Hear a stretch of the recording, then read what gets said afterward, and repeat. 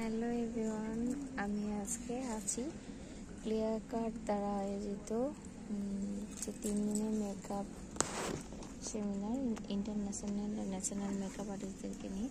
তো সেখানে আমি আছি, সেই জন্য ভিডিওটা করছি। দেখো এখানে নেটওয়ার্কের সমস্যা, সেই জন্য লাইভ করতে পারিনি, তো তাই ভিডিও করে দেখাচ্ছি।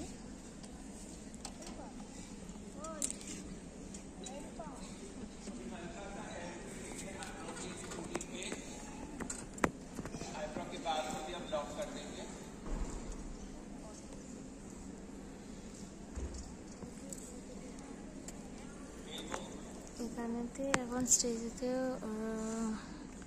হুজুর রজনী ম্যাম আছে।